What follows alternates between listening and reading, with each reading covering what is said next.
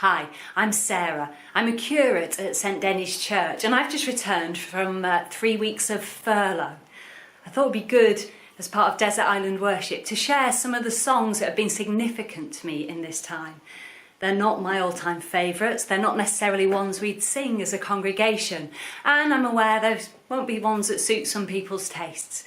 But they're ones that have been significant to me during this time, which has been quite a significant time really, and it's a good chance to share something of my story with you too. As many of you will know, and I'm sure some of you have experienced, furlough is a time when you're not allowed to work. There's been some really good parts and some really tough parts, and overall it has been quite strange. The good bits, well, it's been brilliant to see the team from St Dennis Church just growing into various roles where they've made it their own, taking on work that I was doing before. It's also been a really good time to rest. I was working pretty full on beforehand, and time to pause and slow down has been a really good thing. It's been a chance to do other stuff, like photography and jigsaws. And I would like to say it was time to help my children with their homeschooling, but they really weren't interested in my help at all. There's also, though, in all of this been quite a few significant challenges and some struggles. Stopping work as a curate for me has meant not just stopping the tasks that I was doing as part of work, stopping the working with my colleagues, but it has also meant stepping away from my worshipping community for a time. Stepping away from those times of regular prayer and worship together, and also stepping away from some really precious friendships for a while. It's also meant for me a marking of time in the changing of a working relationship. For 3 years I've worked with David, a fellow curate, but this now marks the point when he is moving on to doing other things. So furlough has meant a whole change in that way, and when I return to work, it's stepping into a different role and a different sort of working relationship. All of this meant that when I started furlough, the first few days were particularly tough, and I hit a real wall of self-doubt, I think. So that brings me to my first song, my first choice. This song starts with the words from Psalm 139, and it's a psalm that really helped me in those first dark days at the start of furlough. The psalmist writes of being known by God and understood by God, of being hemmed in all around, and describes themselves as being wonderfully made. I've always loved this psalm, but it had a new, deeper resonance with me in this time when that sense of God knowing and loving me did speak and challenge the darkness of self-doubt. This song then moves on to kind of acknowledge that God can work and transform me in situations, and it kind of gave me a hope that I was in safe hands. There's the line, "When I doubt it, Lord, remind me that I'm wonderfully made. You're an artist, you're a potter, I'm the canvas, I'm the clay." That gives the song its name. It's Canvas and Clay by Pat Barrett. What about my second song choice? Well, there were a number of moments during furlough that brought home to me a kind of recognition that acts of kindness and acts of love can make an immense difference to me and how I'm coping in a situation. I know that probably sounds really obvious, but sometimes I think we need to notice the obvious things in life. From here, my brain did a few leaps and bounds that kind of went like this. Wow, love really does matter. Do I really get what love is? I believe love starts with God. I know that Jesus is the best expression of God's love.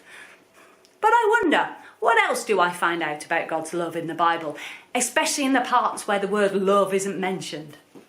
Following those leaps and bounds, I started a rather unplanned and unstructured adventure through the Bible, both old and new. I particularly found myself hanging out quite a lot in Genesis 1, 2 and 3, in the creation accounts that are there, asking what does love look like in that situation? And this second song evokes something of that exploration. It talks and begins at the creation and at the beginning. It moves through and talks of Jesus' life. It even then nudges on parts of the epistles and the New Testament, using phrases like, what can separate us from the love of God? The song's called What a Beautiful Name, and the version I have chosen is one that really reminds me of a moment last year when I walked into Winchester Cathedral and it was pretty empty and I could hear this single solo female voice singing this song. That was going to be my day of ordination for once I'd got there early and got to have the stillness and that song being sung. So it has memories as well as holding significance now. So there's a bit of a theme to this, isn't there, that you might have spotted. I was rediscovering the significance of the love of God. I do think sometimes we do just need to revisit things in our life and things in our faith and dig a bit deeper with them. For me, that's been about rediscovering and revisiting God's love. I was seeing through my adventure in the Bible that God's love, well, what did it look like? It looked like his provision. It looked like his strength. It looked like him valuing people and the natural world. That's what I saw in Genesis. It looked like relationship that involved communication and boundaries and space for people to make mistakes, to mess up and to flourish. I realised that God's love really was a bit like the soil. There underneath our feet and we totally take it for granted. There giving life and nourishment, and sometimes it doesn't always look very exciting. By me beginning to once again recognise where my feet were firmly planted on a solid foundation of God's love gave me a basis to begin to approach and look out on the world again, to see the turmoil, to see the challenges that people I knew and cared about faces, to begin to connect in social media again with some kind of basis to work from, the love of God. To revisit my prayer life, to look at how work was changing, to consider my emotional ups and downs and see it all that it didn't rest on my shoulders, but rested on the firm foundation, the soil of God's love. So then there's two contrasting songs that I'm offering for Song 3 and 4, both celebrating the love of God. One is the hymn Love Divine or Love Excelling, but I discovered an interesting version by Rain Collective, so that's the one that you'll hear playing today.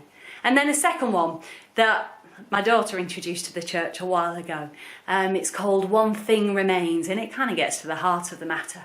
One thing remains. What is that thing? It's the love of God. And when so much has been stripped away, that's what I discovered. Which gets us to my fifth choice, and this one's dedicated to the folks of St Denis, so many of whom both love God but also love music, and I think you might find this one quite interesting. In my final few days of furlough, a very wise friend said to me, maybe you should do a bit less analysis and a bit more chilling out. So I decided to do jigsaws. But while doing jigsaws, I also spent some time indulging in the world of Christian music, the recent stuff, the stuff I hadn't really heard and the bit I wasn't sure about. I wanted to build a playlist that I could take with me as I moved on from furlough that would kind of embrace some of the truths that I've been reminded of in my rediscovery time in furlough. Now, aware that there's an immense amount of quality, style, theology, etc. in the Christian world of music, I was looking for some things that, well, A, the melody would make my heart soar, B, the words would ground me in scripture, and C, not that I could sing, but that I could close my eyes, sit still and just imagine myself dancing, because that's how I worship. I got a playlist of about 20 songs, and this one is one of them. It's called Ain't No Grave, and it's by Cageless Birds. I love it because the instrumentation is quite awesome, and I love it because it speaks of the love of Christ seen in the resurrection, and I love it because it is so defiant. The strength of God's love, not something weak and woolly, but something strong, creative and powerful that I can bring to the world, that I can ground my feet on. And that means as I re-enter from work furlough and begin to minister again in the community, I'm reminded that my feet are firm on solid ground, the love that I find in God. Enjoy.